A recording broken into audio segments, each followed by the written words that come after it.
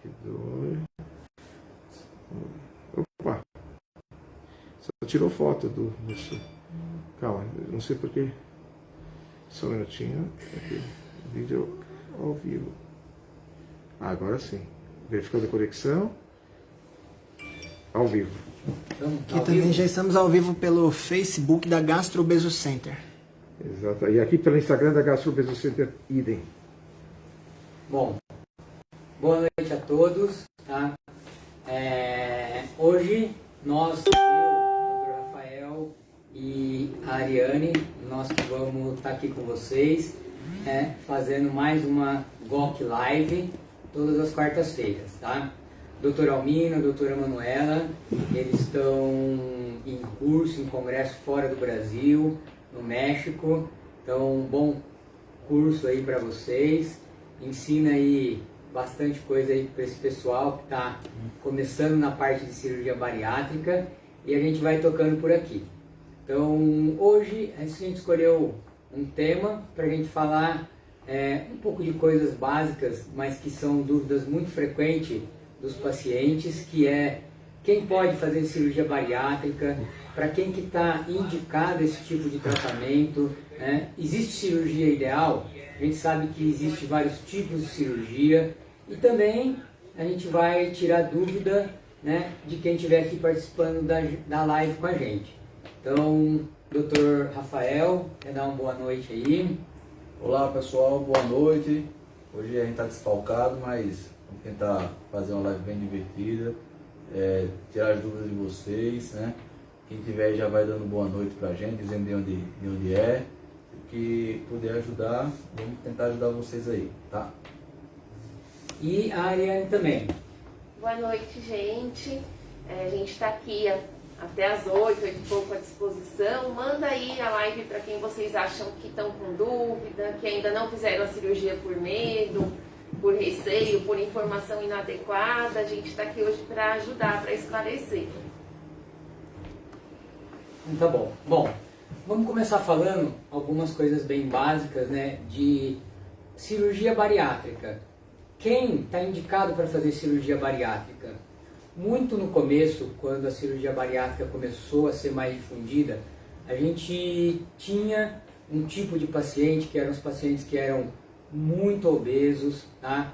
Que tinham um excesso de peso muito grande, e esse tipo de indicação cirúrgica ele foi mudando um pouco. Hoje a gente vê pacientes também que não têm uma obesidade tão severa, mas tem vários já problemas de saúde que também se enquadram, né, nesse tipo de tratamento. Claro, para perder peso e também para melhorar as comorbidades. Então, um pouquinho das indicações para quem está indicado esse tipo de tratamento, né, pela ANS, o que está indicado, quem pode operar.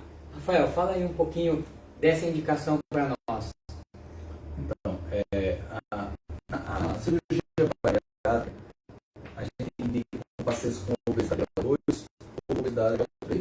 Os pacientes com obesidade grau 2 são aqueles pacientes que têm um IC, né, que é aquele peso dividido por altura quadrada acima de 35 a 39,9.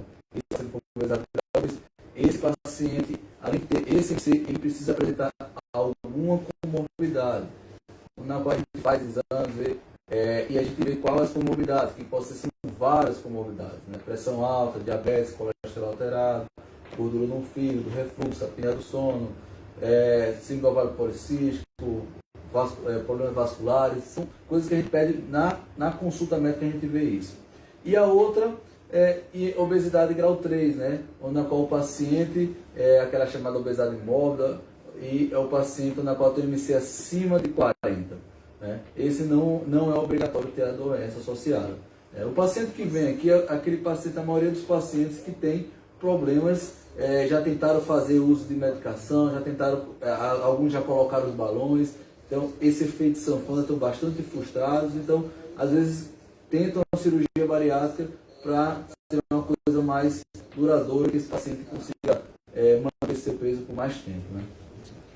Uma das coisas que a gente falou também há algumas lives passadas, né, que a ANS lançou uma nova resolução né, das indicações de cirurgia. Então, teve algumas comorbidades a mais que foram incluídas, né, e também algumas além das comorbidades, a parte de índice de massa corpórea. Quem tem índice acima de 50, que teoricamente é uma superobesidade, esse paciente tendo ou não feito acompanhamento com perda de peso e endócrino, pelo fato de ter um excesso de peso muito grande, ele já é um candidato para ser submetido à cirurgia bariátrica. Também a parte de pacientes que têm índice acima de 40, obesidade já severa grau 3, também diminuiu o tempo de acompanhamento que eles precisam ter. Fala um pouquinho para nós da parte nutricional. Por exemplo, quando que você está tratando um paciente e você, por exemplo, indicaria que ele já não tem mais como fazer tratamento clínico, só reeducação alimentar, e ele deveria pensar e ser indicado para o tratamento cirúrgico? Sim, geralmente a gente já começa pelo IMC, né, pelo nível de obesidade do paciente.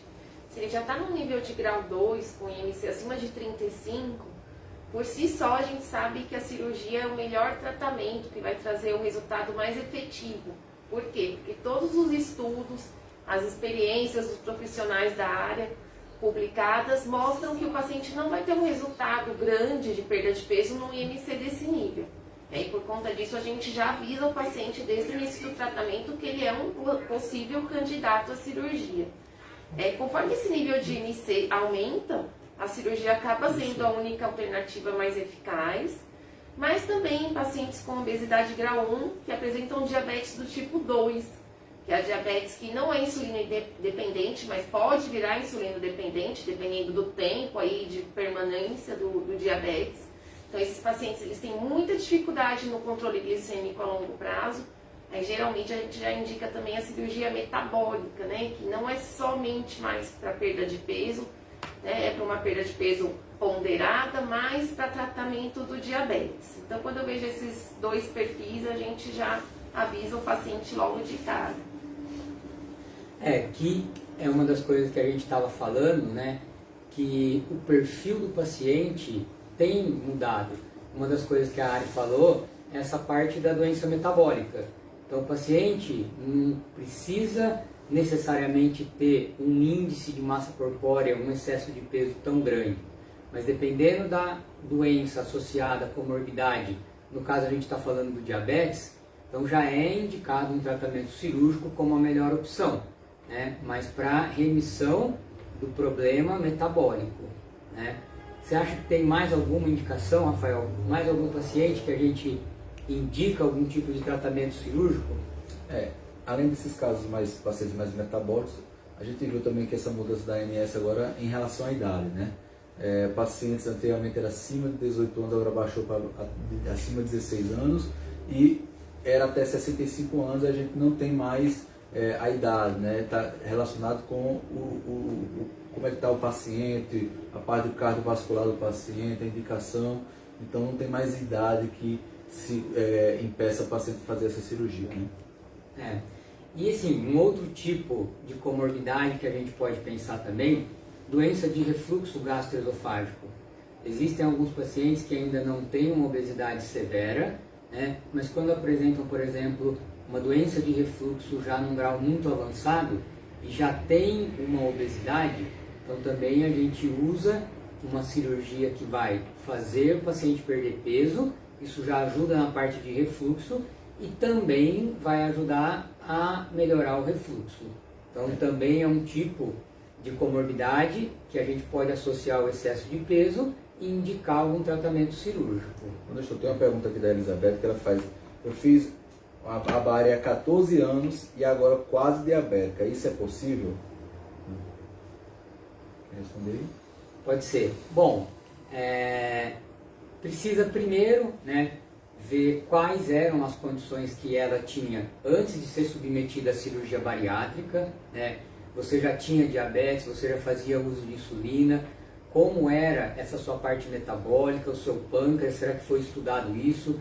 Será que você ainda apresentava células boas, você tinha reserva pancreática adequada, né? para saber qual o prognóstico que a gente opera. Hoje, quando a gente avalia um paciente, o tipo de cirurgia que a gente vai indicar, os exames pré-operatórios são importantes também para isso. E claro, agora, né, também investigar você, para ver toda essa parte. Então seria adequado, acho que você falar para nós, qual cirurgia você foi submetida, tipo, quanto peso você perdeu, se você fazia uso de insulina, mas a gente sabe que doenças crônicas como a obesidade, como diabetes, a hipertensão, se também não for bem cuidado e bem acompanhado, mesmo com uma cirurgia bariátrica, pode ser que ela venha a aparecer. Então, o controle alimentar, o acompanhamento é sempre importante.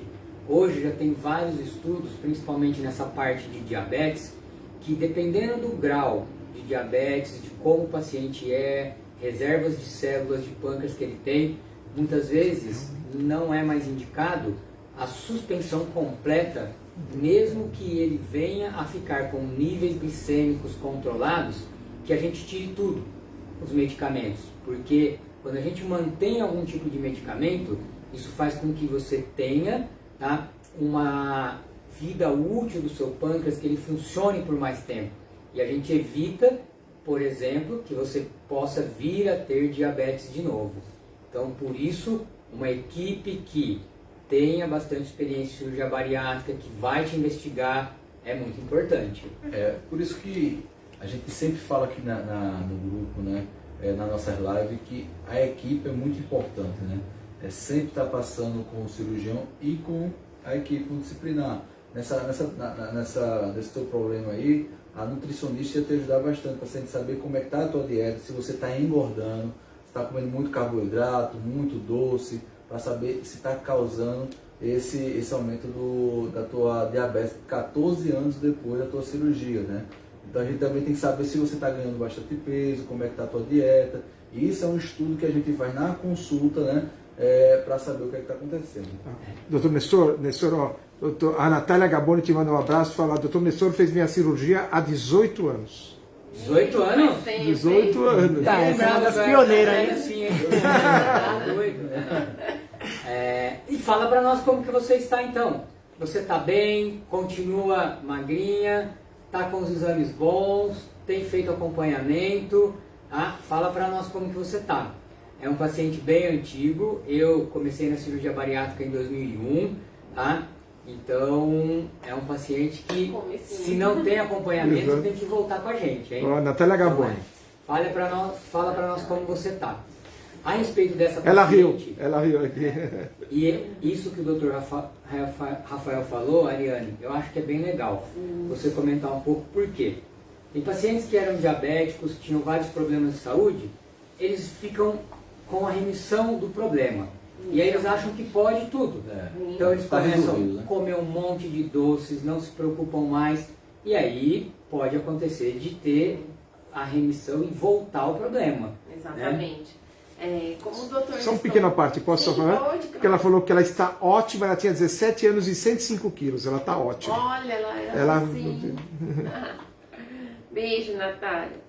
Parabéns, então. Se você não está acompanhando, tem que vir acompanhar, hein? Isso é bom. Para se manter ótima, não é? Eu não lembro de você ter passado. A minha cabeça não é boa, mas eu não lembro de ter te visto recentemente não, hein? Muito bem. Bom, gente, então, assim, da questão nutricional, né, realmente, que nem o doutor Nestor comentou, a diabetes é uma doença crônica, e aí com isso a gente tem controle, uma remissão, mas não cura. É igual a obesidade, a cirurgia controla, mas não cura. E aí, tendo isso, a gente tem que estar em acompanhamento para ver composição corporal, como está o exercício físico, a massa magra. Quanto maior a quantidade de massa muscular, melhor a sensibilidade da insulina. A ingestão alimentar, como que está essa quantidade de carboidrato, qual a qualidade de carboidrato no seu dia. Quanto mais carboidrato de alto índice glicêmico, maior o risco dessa glicemia voltar a ficar descompensada. Por quê? Esse carboidrato ele vai estimular muito a secreção de insulina, ele vai fazer uma inflamação, aumentando a resistência à insulina. Então a gente tem aí muita coisa para acertar clinicamente e ver se for necessária a mudança toda dietética junto com a medicação. A gente sabe que como é uma doença genética e sem cura, é normal sim ter esse desenvolvimento do diabetes, principalmente com o passar dos anos. Mas com a cirurgia, hoje em dia, com o que a gente tem, a gente consegue ter um controle muito bom dos níveis glicêmicos, desde que o paciente esteja, né, em acompanhamento, fazendo alimentação adequada, atividade física e a medicação adequada. Então a cirurgia ela não cura, ela controla. É importante vocês saberem disso, até para não abandonar o tratamento todo com a equipe. Ó, uma paciente aqui colocou, que foi até uma das indicações da cirurgia que o gestor falou aqui, é uma paciente Rosemary. Ela tem refluxo grau C, esteatose hepática acentuada. Com a cirurgia existe a possibilidade de reverter a esteatose e a cirurgia indicada foi a bypass. Quer responder? Pode responder. A cirurgia mesmo, a que a gente indica mesmo também é o bypass, tá? Que é uma cirurgia anti-refluxo, vai melhorar bastante esse teu refluxo, porque essa tua esofagite está bem avançada, né? Tá na esofagite bem, já grau C, e a gente totalmente contraindica um sleeve aí, que é uma cirurgia que pode piorar o refluxo. Então, nessa situação, o bypass vai melhorar bastante, vai resolver esse teu problema de refluxo. Com o tempo, já depois da cirurgia, o refluxo melhora e com isso, essa esofagite vai melhorando cada vez mais. E, com certeza, com a perda de peso, a cirurgia do bypass, ela perde bastante peso, ajuda a melhorar também, é uma cirurgia mais metabólica também, e com certeza essa tua gordura no fígado vai se resolver também, né? Associado com dieta, atividade física, isso vai ser ótimo para você. Ó, tem uma pergunta aqui, detalhe feminino moda. Doutor, tenho 39 anos e estou com 97 quilos, tenho 1,64 m e já tentei de tudo para emagrecer e não consegui. Eu tenho um desejo de fazer a bariátrica, mas não tenho comorbidade alguma, não tenho doença alguma. Qual o peso e a altura dele? Ela tem 97 quilos e 1,64 m. Dela, eu acho que é uma mulher. Bom, eu não lembro o nome, mas vamos responder. Detalhe feminino moda, só colocou. Como a gente falou um pouquinho antes, hoje a gente não indica cirurgia bariátrica somente para quem tem obesidade severa, mas para quem tem uma obesidade ainda moderada ou mesmo grau 1, né? Que já tentou todos os tipos de tratamento clínico com medicações, às vezes consegue perder peso, mas a manutenção a longo prazo não é boa e acaba voltando a ganhar peso tudo de novo, tá? Como a gente falou da resolução da ANS também, com vários tipos de doenças que foram colocadas nesse rol de comorbidades, então hoje é muito difícil que um paciente como você, que já tem índice de massa corpórea de 35, começa a ter obesidade moderada grau 2, não tenha nenhum tipo de comorbidade ou duas comorbidades que irão justificar, junto com o seu grau de obesidade, um tratamento cirúrgico mais definitivo. Então é importante, junto com quem acompanha você, ou um endócrino, ou seu cardiologista, ou venha fazer acompanhamento com a gente, uma avaliação, para que a gente investigue melhor, tanto a sua parte de metabolismo, muitas vezes você não tem diabetes, mas tem resistência à insulina, tem gordura no fígado, pode ter roncopatia com apneia do sono, problemas articulares, incontinência urinária, ovário policístico, infertilidade, tá? Então tem várias comorbidades, tá, que precisam ser investigadas. Então o ideal é, se você já tem um acompanhamento com uma equipe, você fazer investigação. Se não, venha para a gente investigar você e ver qual é o melhor tipo de tratamento para você.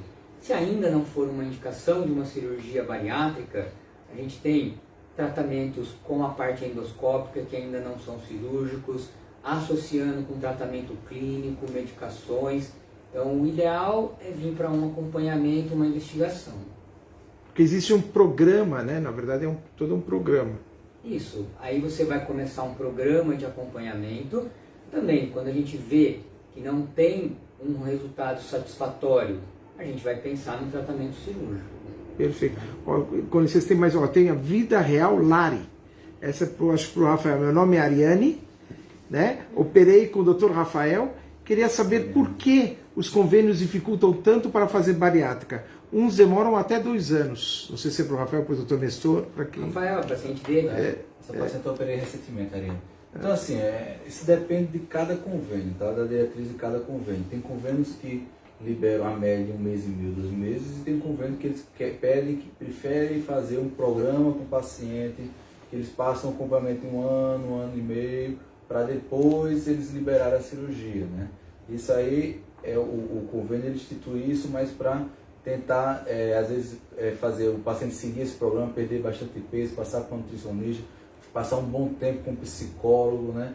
Para o paciente se preparar melhor para a cirurgia. Mas isso, tem convênios que, como a Mil, Intermédica, eles fazem isso, né?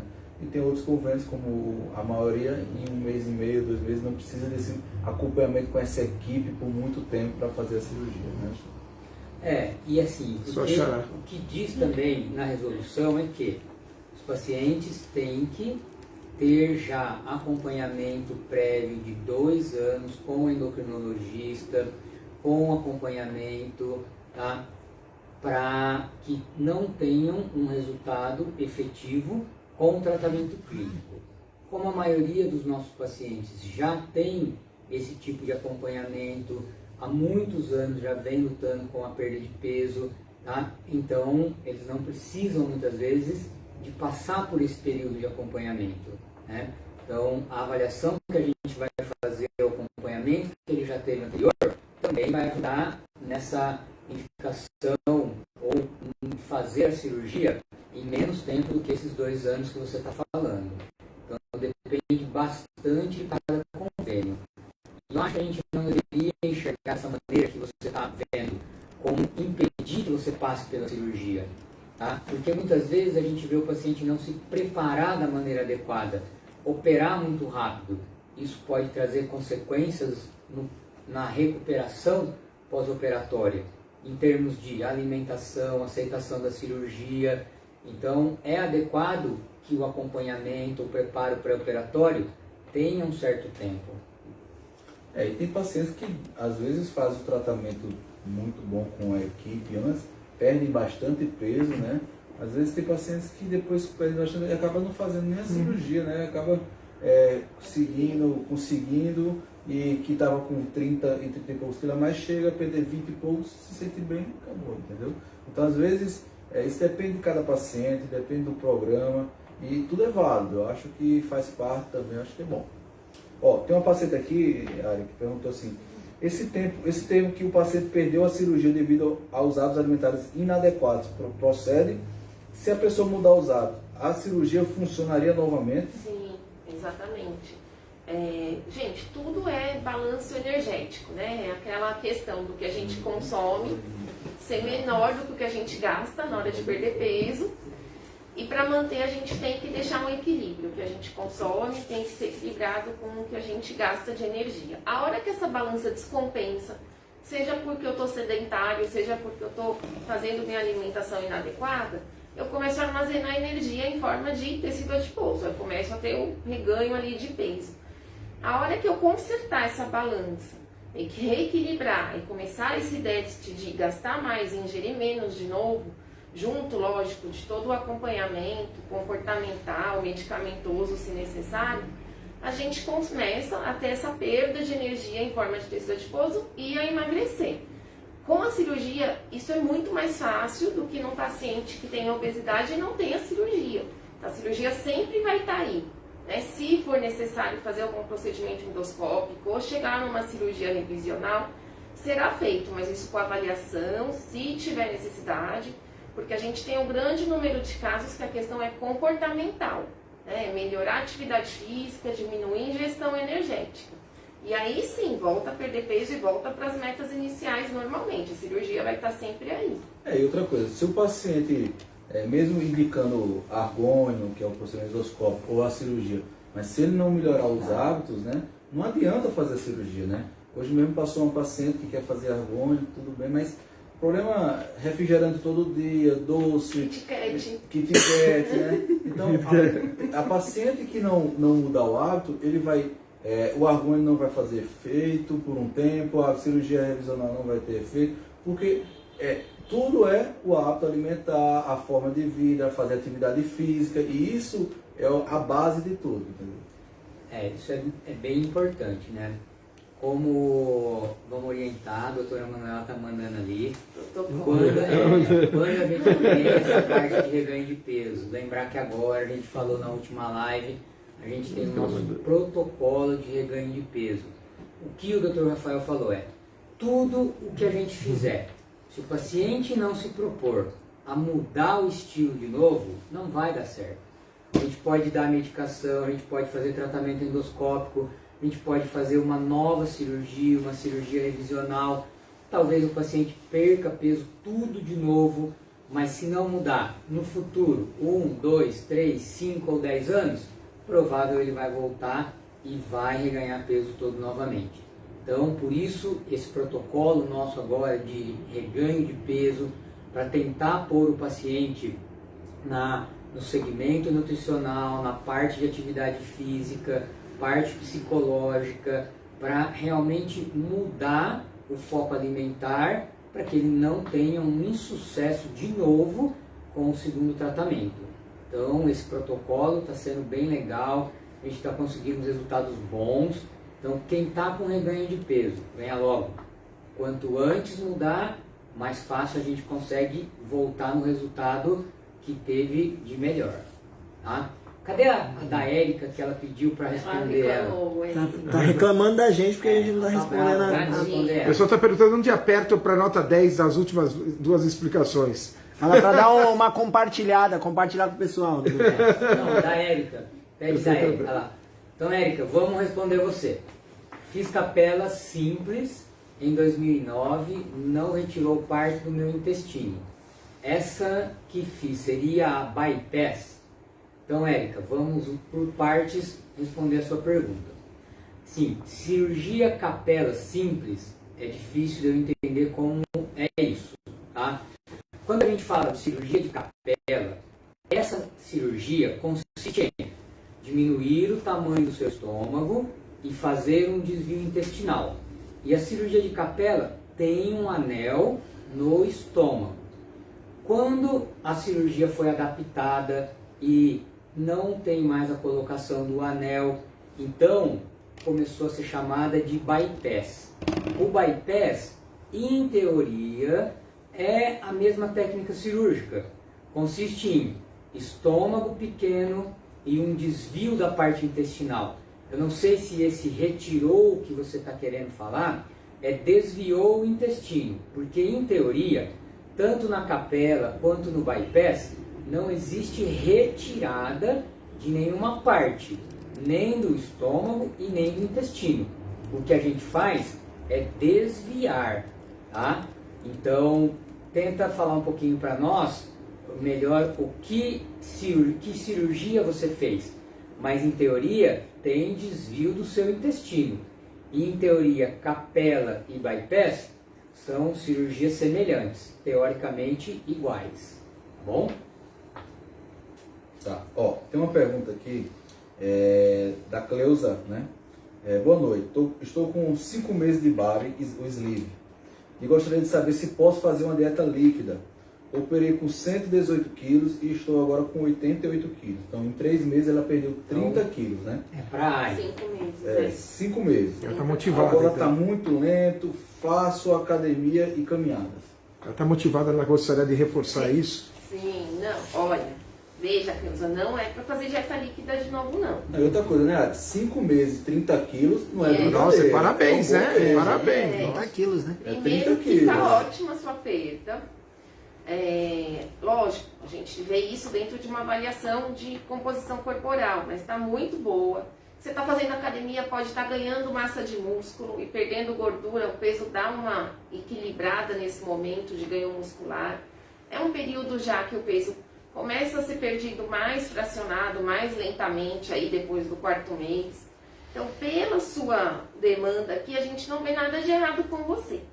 Não é para fazer dieta líquida, é para fazer a dieta que a sua nutricionista orientou. Rica em fibra, rica em vegetais e proteína, controlada em carboidrato e gordura e manter sua atividade física e suplementação. Não precisa fazer dieta líquida. A dieta líquida ela tem desvantagens, né? A gente faz ela no começo para esperar a cicatrização, mas ela é uma dieta pobre em fibra, pobre em proteína, rica em carboidrato, porque pode ter suco, pode ter sopa com amido, com batatas.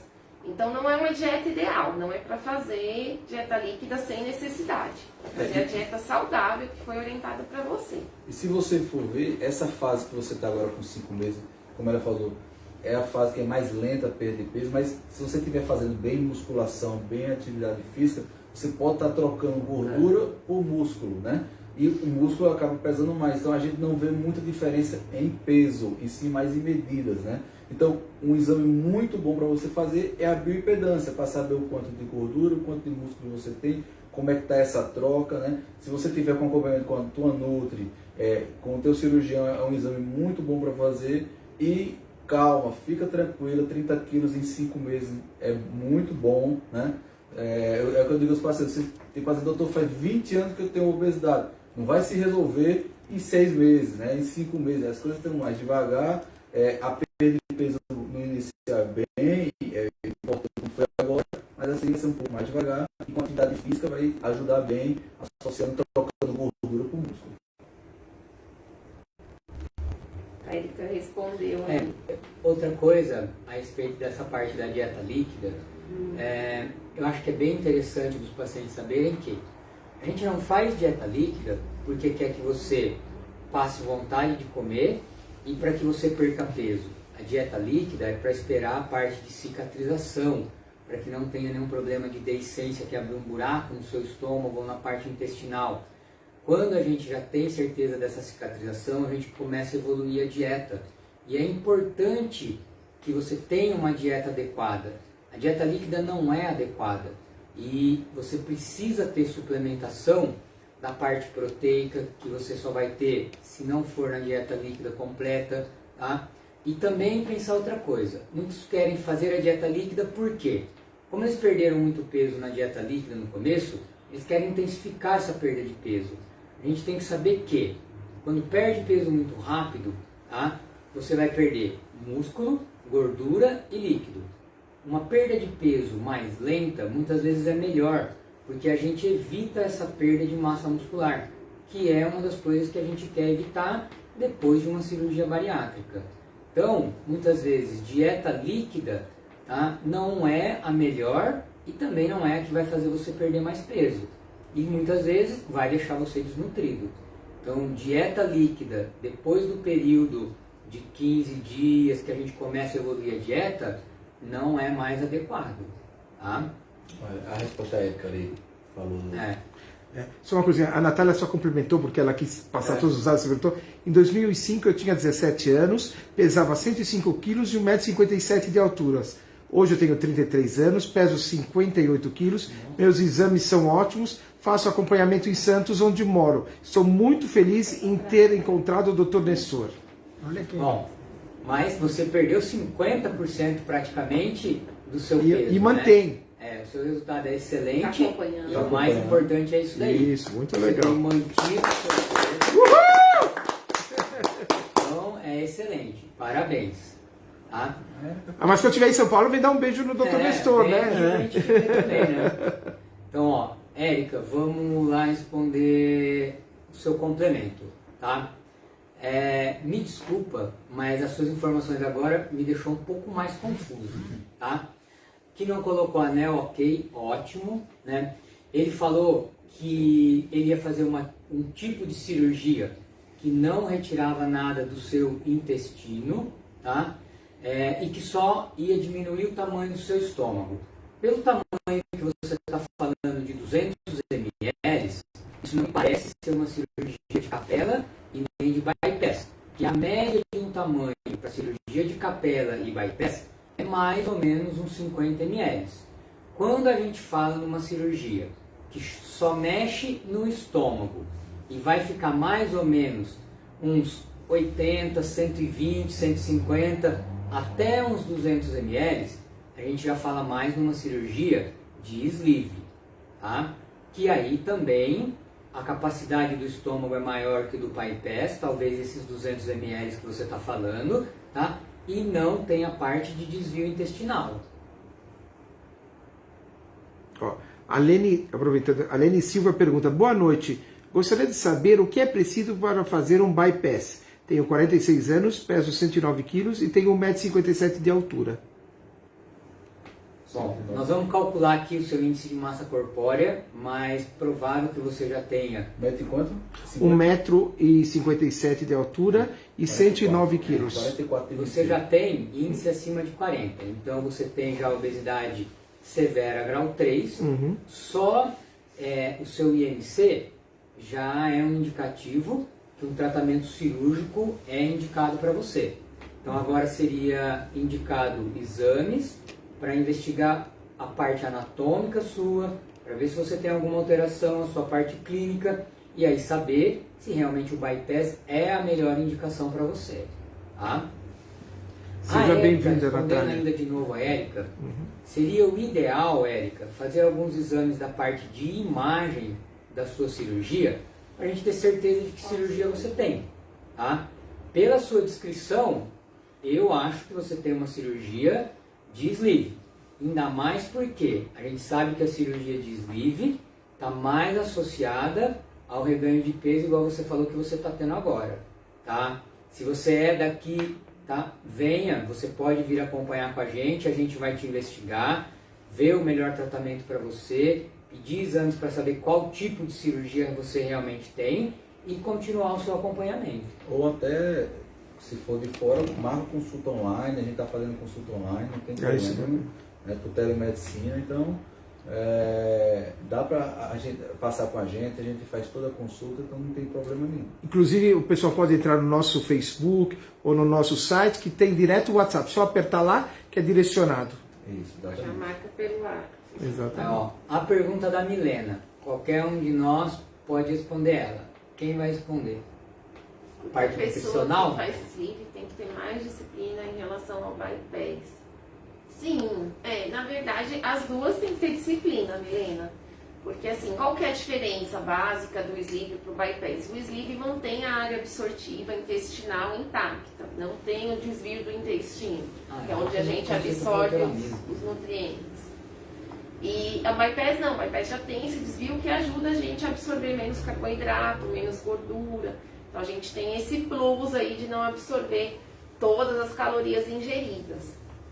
Em contrapartida, a gente sabe nos estudos que com o tempo o corpo ele vai se adaptando a uma absorção melhor, né? Ele começa a ter outros receptores ali para o carboidrato, para a gordura, e que o comportamento do paciente que vai ser determinante para manter a perda de peso tanto no sleeve quanto no bypass. Então, o médico, o cirurgião que indicou o sleeve ou o bypass para você é conforme seu perfil, conforme seus exames, conforme as suas necessidades. Não existe a cirurgia melhor que a outra, existe sim peculiaridades, né, particularidades de cada uma, e que a gente vai fazer o tratamento conforme a técnica, mas as duas precisam de disciplina. Não sei se os doutores aqui concordam comigo, a gente tem muito reganho com bypass de paciente que não está se alimentando direito. Hoje mesmo a gente atendeu uma paciente que está com alimentação muito inadequada, com um transtorno alimentar muito grande, fez a cirurgia de bypass e está com um reganho importante, mas ela veio atrás do auxílio. Né? Então as duas precisam de um comportamento adequado para manter a perda de peso. É uma coisa que a gente sempre deixa bem claro quando a gente conversa com os nossos pacientes, é que uma das propostas da nossa live de hoje era falar sobre a cirurgia ideal. Depois a gente ouve a opinião do Rafael e da Ari também, mas assim, não existe uma cirurgia ideal. Para todo mundo. Exato. Cada paciente, o tanto de peso que quer perder, as comorbidades que tem, a expectativa que o paciente tem sobre o sucesso que ele quer, esperado, é o que vai indicar a cirurgia ideal para cada tipo de paciente. Mas uma coisa que a gente sempre esclarece, não interessa o tipo de tratamento que vai fazer, desde o tratamento clínico, endoscópico, a cirurgia teoricamente que a gente considera um pouco menos invasiva ou menos agressiva, até as cirurgias mais invasivas, como as cirurgias mal absortivas de escopinário, duodenal suíte, todas podem ter reganho de peso. Existem algumas, como o bypass, pelo fato de envolver um desvio do intestino, absorve um pouco menos, então tem uma chance menor de reganho de peso. Então, a sleeve, pelo fato de não ter essa parte de absorver menos, então o paciente que tem uma alimentação errada tem uma chance maior de reganho de peso. Então, por isso, tem que ter um pouco mais de controle da parte alimentar. Mas, em teoria, todas podem um dia voltar a ganhar peso. Por isso, controle alimentar, fazer o acompanhamento é sempre orientado pela gente. Nunca deve parar. O paciente que, eu converso muito na minha consulta sobre isso, o paciente que vem, ele opera com a gente ou com qualquer clínica e ele passa nos primeiros 6 meses, todo bonitinho, tudo direitinho, e ele some e volta daqui a 6, 5, 7 anos, esse paciente está começando a engordar, né? Agora o paciente que todo ano, primeiro ano 3 em 3 meses, depois fica 6 em 6 meses, passando com a equipe, com o cirurgião, esse é muito difícil ele engordar, né? E se ele começar a engordar, a gente já está aqui porque ele está direto com a gente, está direto com o acompanhamento. Então, é importante, como é uma doença crônica, então um tratamento crônico, né? Tem que estar sempre com a equipe, não deixar de nenhuma maneira voltar com peso muito grande, né? Essa paciente que a Ari falou hoje, ela voltou com 20 quilos a mais, né?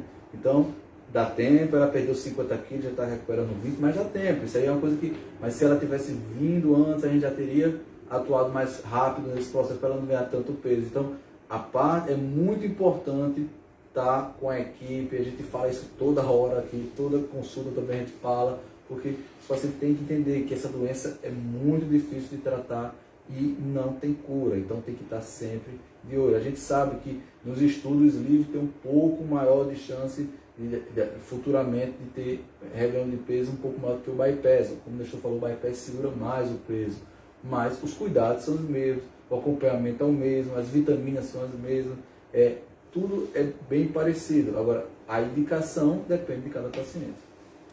Olha, a Ana Carla Freire, oficial, pergunta: boa noite. Fiz uma cirurgia de câncer de tireoide, sou obesa, pressão alta, pré-diabética, sinto dores em todo o corpo e articulações. Diz o médico que é fibromialgia.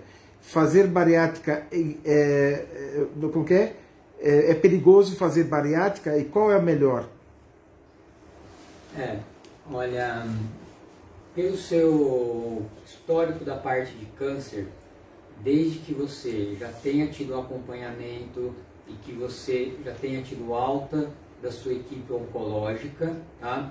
Não tem nenhuma contraindicação que você passe por um procedimento de cirurgia bariátrica. Pelo contrário, a gente sabe que alguns tipos de câncer, com a obesidade, tem uma prevalência maior. Então isso não seria uma contraindicação. Com esse monte de problemas, de comorbidades que você falou, claro que, como a gente está falando, tem que ser investigado melhor, mas essas comorbidades da parte metabólica, geralmente o que tem melhor eficácia para a remissão dessas doenças é o bypass. Mas o adequado, claro, vir para avaliação, para então a gente decidir qual é o melhor tipo de cirurgia para você. Mas em relação ao seu câncer, tudo, não há contraindicação de cirurgia bariátrica. A Rosângela Breda pergunta: até quanto tempo perde esse peso após a cirurgia? Vai, Ari, fala da perda de peso. Sim, gente, a média aí que o paciente está eliminando o excesso de gordura é em 18 a 24 meses para a gente atingir a meta do peso ideal, saudável, que é uma faixa ali que a gente propõe conforme a altura do paciente. Tá? Eu vi até que tinha uma pergunta: quantos quilos eu tenho que ficar com ano? Depende da sua altura, da sua composição corporal. Tá? Mas o que a gente sabe é que para atingir esse peso saudável depois da bariátrica são 18 a 24 meses. Isso não impede que o paciente, se tiver uma perda um pouco mais lenta no final, se estenda um pouco para atingir a meta, né? Como a gente falou, a cirurgia vai estar aí para sempre. Mas essa é a média que a gente leva de tempo para chegar no peso ideal. A maior perda é nos primeiros semestres, né? Nos primeiros 6 meses. E depois, que nem a gente explicou naquela pergunta anterior, vai sendo uma perda mais gradual, porque é uma perda mais da gordura, né? Não perde mais tecido bom, a gente começa a perder só o excesso de gordura, fazer manutenção de massa magra. que é o objetivo, né? Ter essa perda de peso saudável, sem ser à custa de massa muscular. Seria isso, né, doutor? E fala também um pouco sobre a parte da bioimpedância, que você Sim. falou dessa manutenção, que agora a gente tem adotado o protocolo também, né, para fazer esse exame, para ir quantificando e melhorando essa parte muscular. O que a gente está fazendo já há um tempo, né? A avaliação pré-operatória com a bioimpedância para ver como a massa muscular do paciente antes da cirurgia e o acompanhamento desse exame também para ver se essa perda está sendo realmente de maior parte de gordura e não tem essa perda de tecido muscular. O tecido muscular, gente, é o que vai fazer o metabolismo ficar alto, é ele que queima a maior parte de gordura do nosso corpo. Então é ele que a gente precisa preservar e otimizar com a atividade física para que essa perda de peso seja duradoura e o sucesso da cirurgia se mantenha, além da alimentação adequada. Então por isso hoje em dia a gente usa muito a bioimpedância nos acompanhamentos. A gente tem aqui na clínica, se o paciente não pode fazer aqui, ele faz em algum outro laboratório, mas a gente precisa acompanhar a massa muscular. Hoje em dia a gente discute muito o tecido muscular como um tecido endócrino. Ele libera substâncias anti-inflamatórias, aumenta o metabolismo, tem relação com a manutenção do peso saudável. Então a gente precisa ter esse controle da massa muscular do paciente e a gente consegue ver isso através desse exame. Da bioimpedância é um exame simples, não dói, não machuca, o custo é baixo. E é um exame que a gente tem uma fidedignidade, ou seja, o que sai ali de resultado é muito próximo do que realmente a gente tem de músculo no nosso corpo. Então ele é meio que padrão ouro que a gente utiliza para poder acompanhar.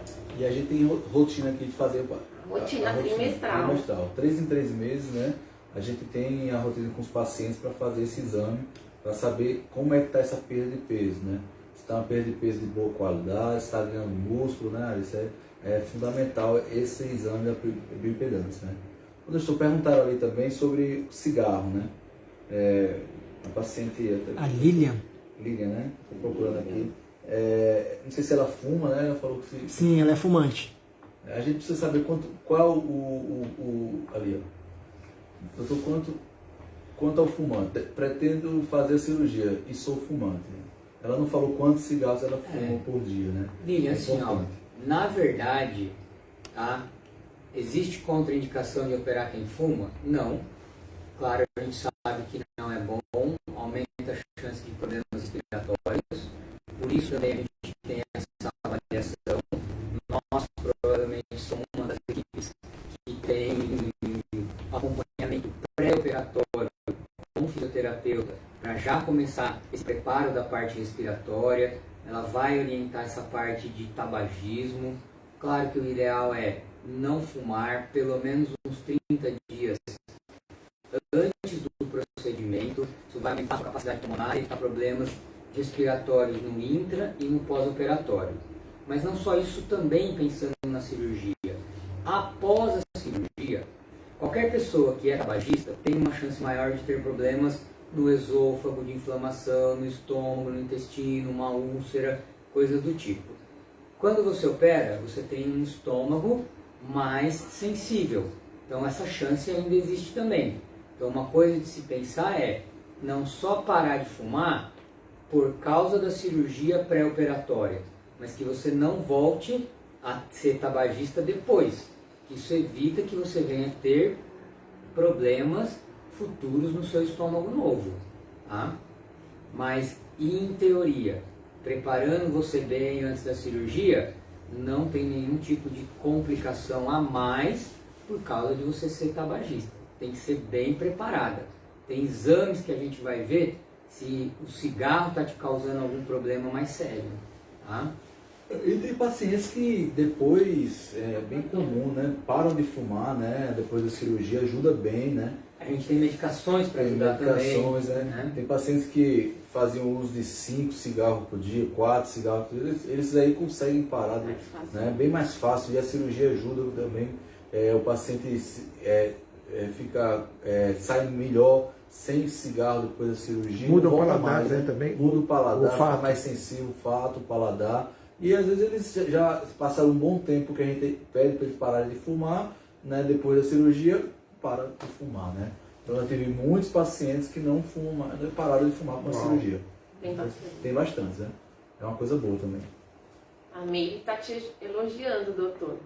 Que hoje ela passou em consulta e estava cheia de dúvida. Foi. Ela passou comigo hoje, ela disse que viu muito a nossa live aqui, né? E agradecendo, que ela agora já está mais confiante.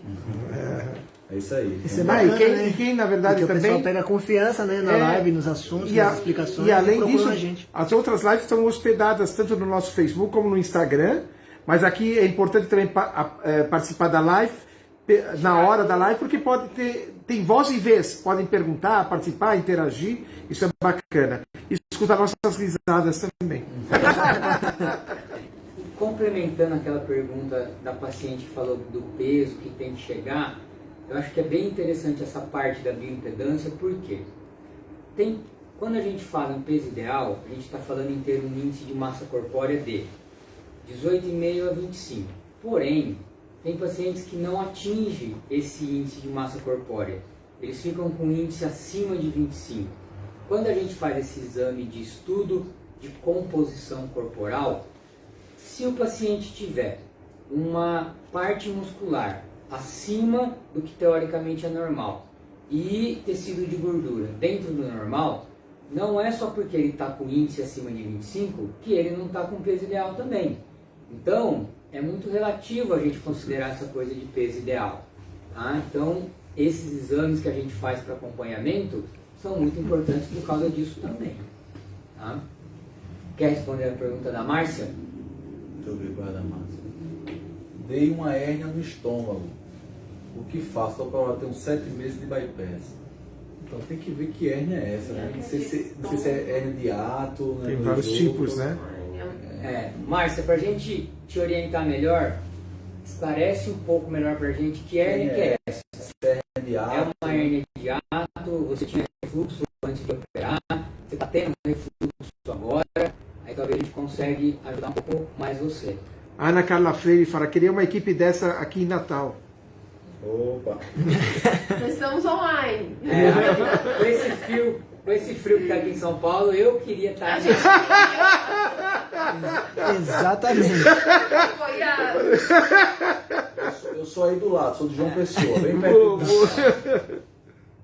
Milena, uma das consequências que se pode ter depois da cirurgia e continuar fumando, você pode ter uma irritação gástrica, um machucado no estômago, que a gente fala de uma úlcera, tá? Uma frequência um pouco maior, uma chance maior de desenvolver esse tipo de problema, tá bom? Eu já peguei casos de pacientes que fumavam muito, né? A gente faz a anastomose, que é a junção do estômago e do intestino. É muito comum formar essa úlcera da anastomose. E isso pode causar dor, o paciente pode vomitar, né? É uma coisa bem... E atrasa muito na cicatrização da cirurgia do paciente. Já que o Dr. Rafael falou disso, tem uma pergunta que tem a ver também, a S. Coutrin, que nasceu em 1981, que ela coloca aqui. Podem falar de dumping? Tem muitos relatos dessa síndrome. Após a cirurgia, tenho medo dessa situação. Bom, como é da parte nutricional, eu acho que a Ariane pode falar. Ana, vamos lá. O dumping, ele acontece aí, tem duas vertentes, né? 2 tipos de dumping. O dumping que acontece no começo da cirurgia, nos primeiros meses, e o dumping mais tardio, que é quando o paciente é mais comum nos pacientes que já têm mais tempo de cirurgia, tá? O que acontece? Quando a gente ingere um alimento com alta carga osmolar, seja açúcar, gordura ou um carboidrato refinado, ele vai trazer mais água para a luz intestinal, então vai trazer sintomas ali de distensão abdominal e também por causa do desvio intestinal, né, na cirurgia de bypass, ele vai ser mais rapidamente absorvido. Por quê? No estômago, no sleeve, não desvia o intestino e preserva o piloro, que é uma glândula que libera o alimento gradativamente para o intestino delgado, do duodeno. No bypass não tem como preservar o piloro, faz a anastomose, que é a costura, né, do pouch, do estômago novo, com o intestino um pouquinho ali mais para frente, no jejum, E essa costura, ela simula o pilório, né? Ela faz esse movimento ampulheta de ter uma lentificação no esvaziamento gástrico. Porém, né, a gente não consegue ser na mesma velocidade, mais gradual do que quando tem essa glândula que é o pilório. Então, a questão desse alimento passar mais rapidamente para o jejum, que é uma porção intestinal mais adiante, dá essa hiperosmolaridade, essa distensão abdominal com esses alimentos e faz com que a gente absorva esse açúcar, essa gordura de uma forma mais rápida, em menor quantidade, só que mais rápido. E isso pode estimular muito a secreção da insulina, o que vai trazer uma hipoglicemia. Tá? Então, tudo isso acontecendo junto é o que a gente chama de síndrome de dumping. É bem comum nos primeiros meses da cirurgia. O que a gente tem que fazer para evitar é não ingerir os alimentos contraindicados com açúcar, com carboidrato refinado, com gordura. Isso a gente vai liberando moderadamente, mais a partir do 6º mês, mas mesmo assim ele pode acontecer. O outro tipo de dumping, quando o paciente já tem 1 ano ou mais de cirurgia, é o dumping de hipoglicemia reativa, que a gente fala. Então, ele tem uma ingestão de carboidrato refinado, sem fibra, inadequada, seja açúcar ou farinha branca. E aí ele faz essa descompensação da insulina, da glicemia, e tem crises de hipoglicemia que não necessariamente são na hora que a gente come, igual o dumping inicial. Pode acontecer 2 horas, 3 horas no período noturno. Pode descompensar até para o dia seguinte essa glicemia. Tá? Então, existem esses 2 tipos. De qualquer jeito, o tratamento e a prevenção é com a dieta adequada, com atividade física, porque quanto mais músculo, melhor esse metabolismo da insulina e da glicemia.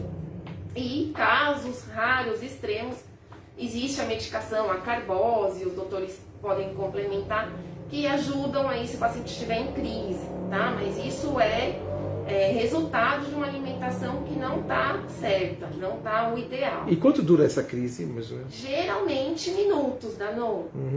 10, 15 minutos, o corpo já tende a autocompensar esse desnível. Né? E é uma sensação que não tem muito o que fazer, esperar passar. Esperar passar. Não tem Que é uma muito o que sensação de fazer. morte iminente, né? Uma sensação muito mal. O dumping pode variar Tem gente que até com sente um vários, sono, né? vários tipos de sintomas. Ele pode ser suave, pode ser severo. Tem paciente, como a Ari falou, tem, para de ter. Temos pacientes que não tem, depois de algum tempo começa a desenvolver o dumping e está relacionado com a alimentação. Então, ao contrário do que muitos pacientes acham, como a Milena, eu concordo com ela, que é bom ter dumping. Por quê? Evita o paciente de comer muito errado. Isso Boa. evita um reganho de peso também. Então eu acho que é uma coisa boa. Tá? Tem maneira de se evitar dumping. Eu não vou ensinar aqui para os pacientes não ficarem comendo errado, tá? Mas uma coisa que eu já vou falar. Se tem dumping e come açúcar para melhorar, isso é ruim. Por quê? Porque depois, a próxima vez que tiver, ou tiver hipoglicemia, vai ser pior. Nossa. Então, o melhor é ter uma dieta equilibrada. Evite comer coisas que você sabe que vai te dar dumping, tá? E também, como a Ari falou, caso o paciente comece a ter muito severo, tem alguns exames para a gente investigar se tem alguma alteração ou não, que piore ou não essa parte de dumping e hipoglicemia, e tem algumas medicações que a gente pode ajudar. Então, mais uma vez, acompanhamento é importante. Isso aí aconteceu, essa paciente que passou comigo, a Miriam até comentou aí, é isso aí que você falou. Ela tem operado há um bom tempo e está tendo essas hipoglicemias, né? Essas hipoglicemias rebote, ela não tem hora para comer, está comendo doce todo dia, muito carboidrato, né? Descompensou, né? E aí a gente conversou sobre isso que você falou, eu conversei com ela na consulta, né? E é como falou, esse pessoal que tem dumping é como uma carta na manga, né? O pessoal usa o dumping às vezes para parar o doce, para parar o carboidrato demais, né? Então, Por isso que a Tati Mello Marketing falou: foi a melhor coisa que fiz na vida. A Nutri Ari e a Fisioju também são top. Obrigada, Tati. Obrigada por acompanhar, confiar na equipe. Só respondendo essa da Márcia aí, eu acho que ela falou que ela está com a hérnia no estômago, né? Pelo que ela falou aqui, eu acho que ela tem uma hérnia na incisão, no trocada, né? A hérnia incisional, né? Eu acho que ela falou que até pega muito peso, o pai dela é acamado, então às vezes até forçou a parede abdominal, mas não é a hérnia no estômago, é na parede aqui de cima, que a gente chama de hérnia incisional, né? E aí, com excesso de peso, ou no ponto que foi dado na cirurgia, pode abrir essa parte onde foi passado a musculatura onde passou trocada, entendeu? Então a hérnia não é estômago, é a hérnia incisional, que é na incisão que foi feita a tua cirurgia. Então normalmente tem que passar com um cirurgião para operar, às vezes para fechar essa hérnia, coloca-se até uma tela para evitar que isso volte.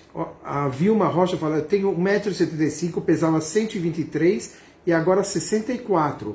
Me acho magrela e sem força, preciso de uma bio. Precisa, sim. O que é bio? A bioimpedância. A bioimpedância. Todos precisam, né? Exatamente. Mas, assim, E ainda mais com uma perda de peso perda tão grande, importante assim. Exato. né?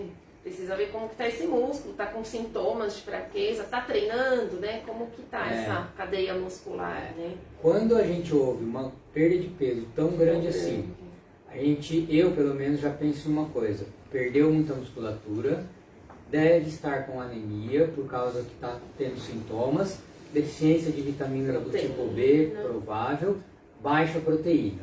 Então, acompanhamento, fazer exames, faz uma bioimpedância para que você não tenha sintomas. Lembra o que a gente fala? Quem faz cirurgia bariátrica não é para estar ruim, é sempre se sentir cada vez melhor. É saúde, né, gente? Então a gente tem que ter esse acompanhamento, igual qualquer ser humano faz check-up, a gente faz um check-up um pouco mais completo com a cirurgia bariátrica. Estão pedindo aqui para responder uma pergunta da Dianis Laísa. Balão gástrico é melhor para quem pretende perder peso, mas tem medo? Então, assim, A cirurgia. uma das coisas do balão precisa ver muito a expectativa que o paciente tem no tratamento. A gente sabe que, em média, o balão intragástrico vai oferecer uma perda de peso algo entre 10% e 15%, pode ser melhorado associando algum tipo de tratamento clínico. Mas uma das informações é que exige uma reeducação alimentar muito mais severa, porque depois da retirada do balão, que em média ele pode ficar de 6 meses a 1 ano, existe uma chance maior de você voltar a ganhar peso. Tá? Então, claro, se é um paciente que não está preparado para procedimento cirúrgico ainda, o balão pode ser uma alternativa. Tá? Agora, saber que o balão não vai perder, se o paciente quer perder 40, 50 quilos, saber que o balão não vai chegar nisso, né? A gente não vê, como o Deixou falou, vai perder 10, 15%. Então você tem que ver se o custo-benefício vale a pena para você colocar um balão. Se você está precisando perder muito peso, tem muito problema de saúde, então às vezes o balão não vai estar fazendo o efeito como uma cirurgia. Saber que uma cirurgia bariátrica hoje, a taxa de complicação é de menos de 1%.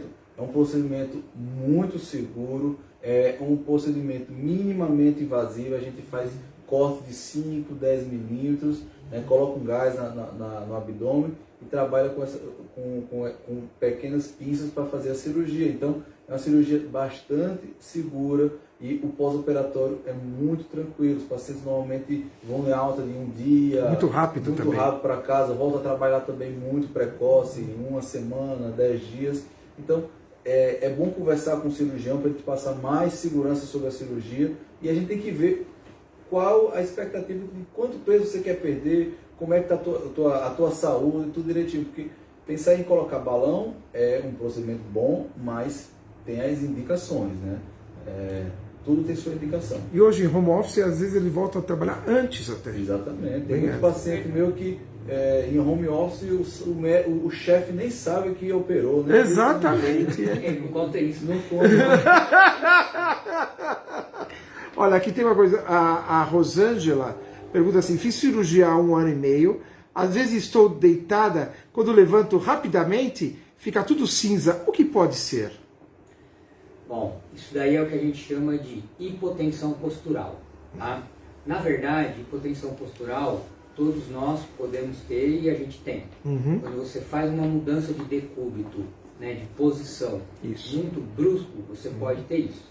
Geralmente, quem perde muito peso e rápido, tem até a sua parte circulatória, né, se adaptar a essa perda de peso bem rápido, então você tem uma hipotensão postural um pouco mais acentuada. Como que você vai conseguir melhorar isso agora? Movimentos um pouco mais suaves vão fazer que você tenha menos sintomas. Depois de um certo tempo, a sua circulação, a sua parte, seu organismo vai se adaptar a isso, e isso tende a ser bem menos evidente. Outra coisa que também ajuda nisso se você toma pouco líquido, fica desidratada, tem queda de pressão, se você não come de maneira adequada nos horários certos, você tem hipoglicemia e acentua todos esses sintomas que você está tendo. Então, movimentos mais suaves, ter boa hidratação e boa alimentação, isso daí vai melhorar bastante. Ok. Perfeito. Agora, o tempo, infelizmente... Se esgotou. Bom, Mas, olha, só vou avisar para o pessoal que não deu para responder perguntas, são muitas as perguntas. Volte a semana que vem que a gente responde, com certeza, não é? É isso, toda doutor? quarta-feira a gente está aqui. No né, mesmo pessoal? bate-horário. No mesmo Exatamente. horário, todo mundo aqui trabalhando para responder, esclarecer, né, tirar o medo dos pacientes, né, esclarecer cada vez mais sobre a cirurgia. E eu acho que é isso aí, tá ótimo, vamos lá. E o pessoal acompanha nossas redes sociais, não é isso? Acompanha, entre no nosso grupo também, no Facebook, enfim. Todo mundo tem seus Instagrams, dá para acompanhar o dia a dia dos cirurgiões, da equipe, né? Exatamente. Toda a cirurgia, normalmente a gente gosta de postar nosso dia a dia, doutor Almino, eu, Nestor, as meninas também. Sim, são muito ativos. É, E fotogênicos também, viu? Muito ativo na rede social. Exatamente. bom, então, obrigado a todos aí por mais uma GOF Live, tá? Semana que vem vai estar nós aqui de novo, né? O Dr. Almino e a doutora Manuela, eles vão estar fora de novo, mas a gente vai estar aqui, tá? Esperando vocês, tirar todas as dúvidas de novo. E semana que vem tem psicóloga. Vamos ver se vai ter físio, fono. Então vai estar mais cheio. Toda a aqui equipe. A live. equipe vai estar em peso. Aproveitem pra Aliás, tirar todas as dúvidas. A equipe que estava no cartão de aniversário, todo mundo lá, aquela equipe bonita, tava ali, parabéns todo mundo pelo- sorrindo, parabéns, 19 anos, até os 120 que a gente fala, exatamente. É isso aí. Boa noite.